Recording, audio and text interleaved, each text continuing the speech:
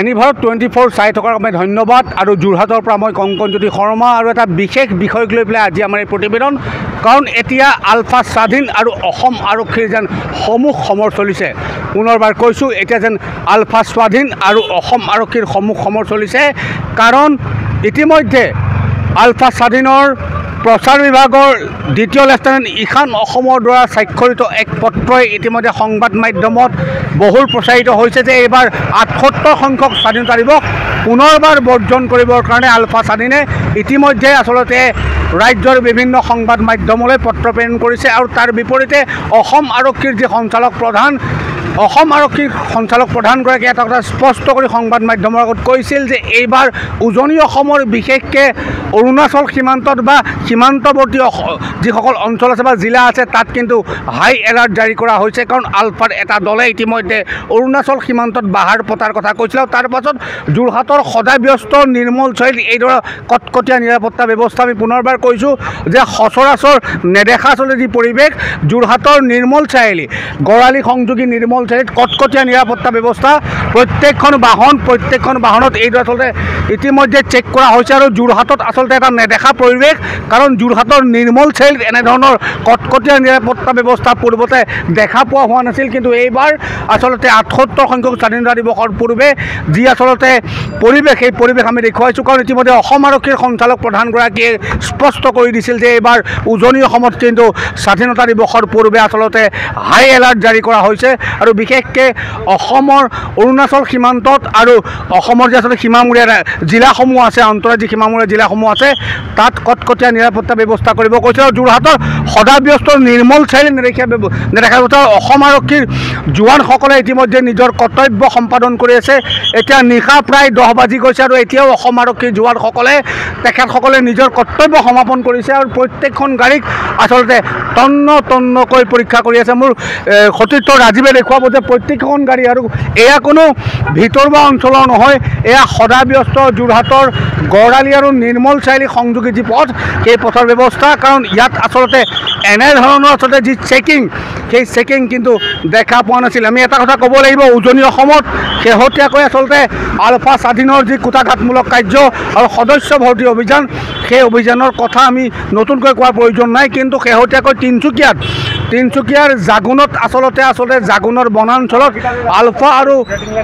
নিৰাপত্তাৰক্ষী বাহিনীৰ মাজত সংঘৰ্ষৰ পাছত অসম আৰক্ষীৰ সঞ্চালক প্ৰধানগৰাকীয়ে স্পষ্ট কৰি দিছিল উজনি অসমত 15 আগষ্টৰ পূৰ্বে হাই এলাৰ্ট জাৰি কৰাৰ কথা আৰু স্পষ্ট কৰিছিল যে অসম অৰুণাচল সীমান্ত আৰু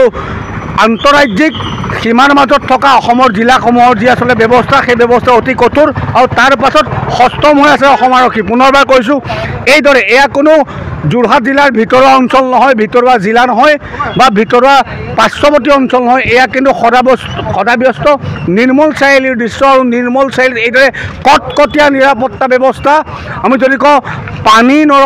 পানী সৰকিব নোৱাৰা নিৰাপত্তা ব্যৱস্থা ইতিমধ্যে যোৰহাট আৰক্ষীয়ে গ্ৰহণ কৰিছে আৰু মোৰ সতীৰ্থ ৰাজীৱ আৰু উৎপলে দেখুৱাব যে এইদৰে নিশা 10 বজাৰ পাছতো যোৰহাটত কটকটীয়া নিৰাপত্তা ব্যৱস্থা লাগিলে দুচকীয়া বাহনেই হওক বা 4চকীয়া বাহনেই হওক পুনৰবাৰ কৈছোঁ দুচকীয়া বাহনেই হওক বা 4চকীয়া বাহনেই হওক এইদৰে কিন্তু প্ৰত্যেকখন বাহনক পুংখানুপুংখভাৱে তেওঁলোকে চিনাক্ত কৰিছে কোনোবা যদি হেলমেট পিন্ধি আহিছে তেওঁলোককো ইতিমধ্যে সোধা পোছা কৰিছে এয়াই হৈছে বৰ্তমান সময়ত যোৰহাটৰ কটকটীয়া নিৰাপত্তা ব্যৱস্থা কাৰণ উজনি অসমৰ প্ৰাণকেন্দ্ৰস্বৰূপ যোৰহাটত এইদৰে 15 আগষ্টৰ পিছত কটকটীয়া নিৰাপত্তা ব্যৱস্থা হেলমেট পিন্ধি অহা ব্যক্তিকো তেওঁলোকে কিন্তু হেলমেট খুলি পেলাই তেওঁলোকে ইতিমধ্যেই আচলতে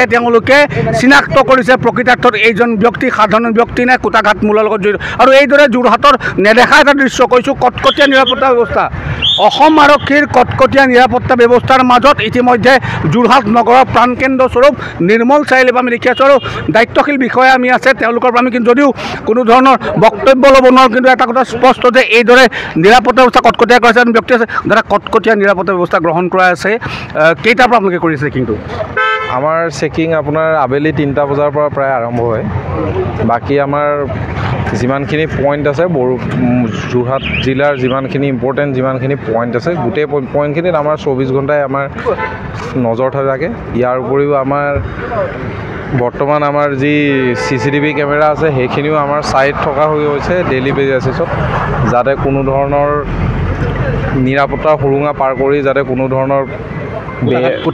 কুটাঘাতমূলক কাৰ্য যাতে সংঘটিত নহয়। নিশ্চয়কৈ যোৰহাটৰ আমি দেখিছোঁ যে যোৰহাটৰ বা বিভিন্ন প্ৰান্তৰ অঞ্চল নহয়, যোৰহাটৰ মাজমজিয়াত আচলতে দৃশ্য আপোনালোকেও যথেষ্ট কষ্ট হৈছে।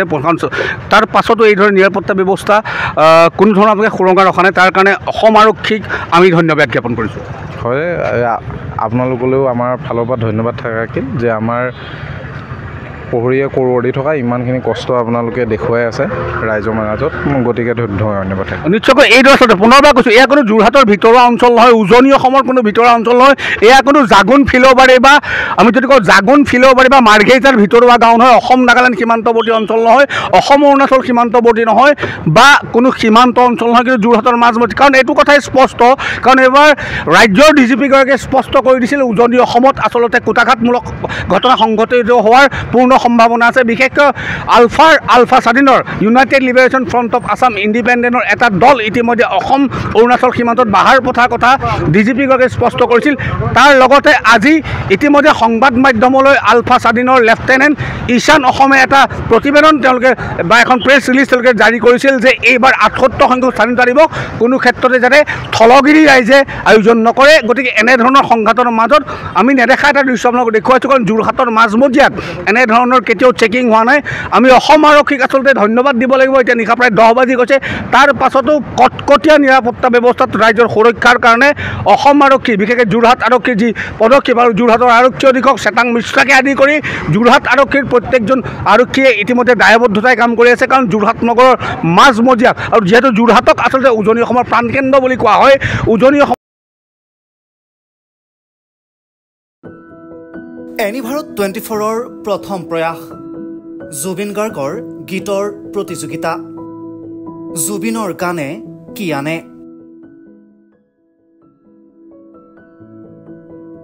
অডিশ্যনৰ বাবে যোগাযোগ কৰক 8638661821 আৰু 8812831556 নম্বৰত। এনিভাৰত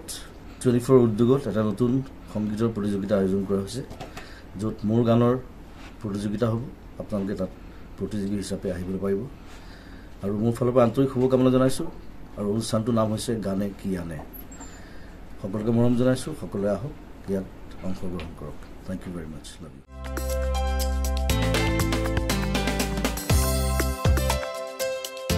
আপোনাৰ ঘৰখন আৰু অফিচ চালে চকুৰোৱাকৈ সজাওক। আজি আহক সকলো ধৰণৰ অত্যাধুনিক ফাৰ্নিচাৰৰ বাবে চিটি ফাৰ্নিচাৰ 6 মাইল গুৱাহাটী। আমাৰ ঠিকনা 6 মাইল পাঞ্জাবাৰী ৰোড, পুৰবী ডায়েৰীৰ সন্মুখত, গুৱাহাটী। আমাৰ যোগাযোগ নম্বৰ 9435013969।